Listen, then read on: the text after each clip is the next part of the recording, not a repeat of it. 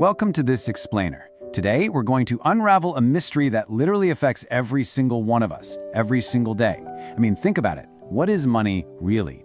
Is it just a colorful piece of paper sitting in your wallet? Is it a digital number flashing on your smartphone screen? Or is it something much more complicated, something almost invisible? Today, we are exploring the hidden cost of inflation and uncovering the true nature of the money you think you own. So get ready, because we're about to entirely shift your perspective.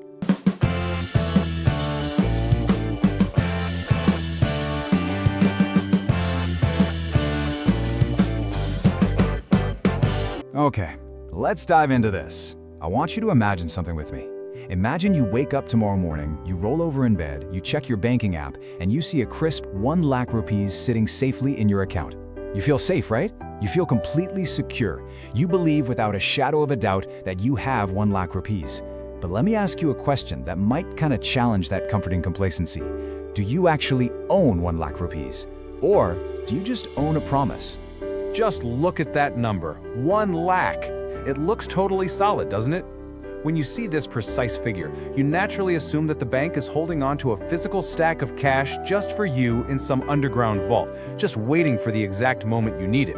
You expect your money to be there, entirely and tangibly yours, but the reality of what that number actually represents, well, that requires us to take a quick step back in time. Thousands of years ago, humans traded through barter.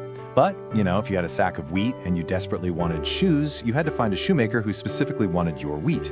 This was known as the double coincidence of wants, and it was a massive roadblock to early trade. To solve this friction, centuries ago, we invented coins and paper currency as a universally accepted medium.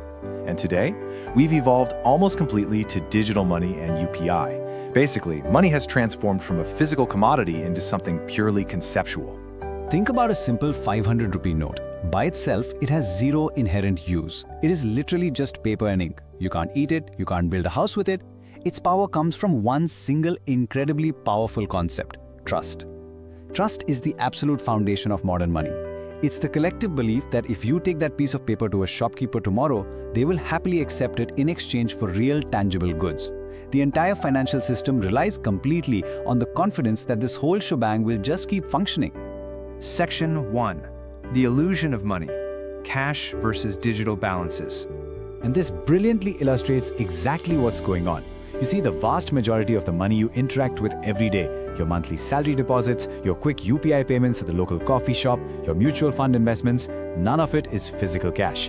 Your screen might tell you that you have 1 lakh rupees, but in reality, that digital balance is just a recorded entry in a massive financial system.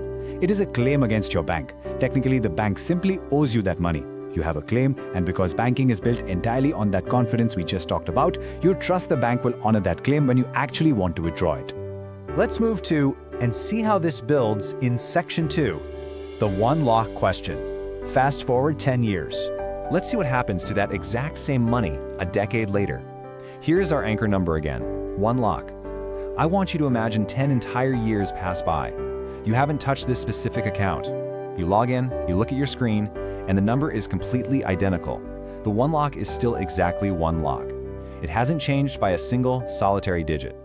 But the world around that static number, it absolutely hasn't stayed perfectly flat. While your 1 lakh stayed exactly the same, rent costs have significantly risen over that decade, and healthcare and food costs have shot up. The number in your bank account survived perfectly intact, sure, but the world around it inflated. That exact same number now buys significantly less than it did 10 years ago. This brings us to a critical concept you absolutely must understand: purchasing power. This is the idea that true wealth isn't determined by how much money you technically have sitting in an account, but by what that money can actually buy in the real world. Over those 10 years, your 1 lakh lost something entirely invisible. You didn't lose a single rupee from your balance, but your money lost its purchasing power. Section 3. The silent inflation tax, bleeding value. Inflation is incredibly sneaky. It doesn't actively reach into your account and steal your money. Instead, it acts as a silent tax.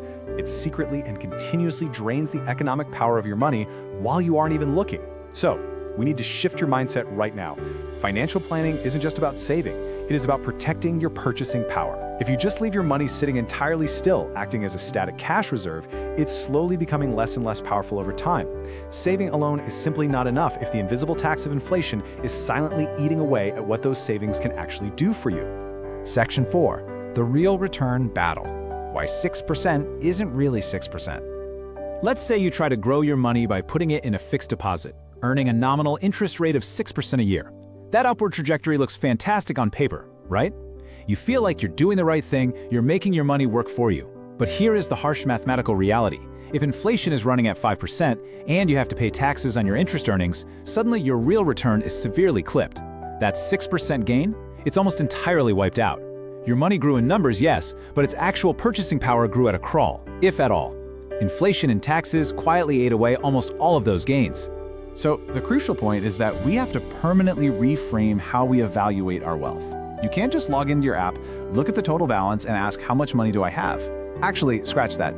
The only question you should be asking yourself from now on, every time you check your finances, is, what is my money actually worth? Section 5. The invisible money machine. The system behind your balance. To really grasp what your money is worth, we have to zoom way out. This isn't just an isolated digital lockbox we're talking about. It's a living, breathing financial ecosystem. When you deposit money in a bank, it doesn't just sit there gathering dust. The banks interact with and lend your money to businesses so they can grow. Individuals take out personal loans to buy homes. Governments issue bonds to raise capital for massive infrastructure projects. And above it all, the Reserve Bank of India is constantly influencing interest rates to keep the whole thing balanced. Every single day, there are millions of transactions, trillion rupee decisions, and instant market reactions that happen just to keep the economy moving forward. I love this thought. It really hits the nail on the head. Behind your bank balance, there is a much larger machine powered by credit, debt, trust, and banking. The money you see on your screen is just the surface of this massive machine. Your deposits fund the loans fuel the businesses, and the trust keeps the entire engine from completely collapsing. It's a pretty profound realization that you're participating in a giant interconnected network of credit and debt every single time you interact with your bank. Which brings us to the ultimate, mind-bending reality. Millions of people are depositing money. Businesses and individuals are constantly borrowing it, companies are raising capital, and the economy keeps expanding year after year. But if all of this is just a complex system of ledgers, promises, and trust, where does all this money actually come from in the first place? When banks lend money out, does it simply move from one account to another, or does something else entirely happen in the shadows?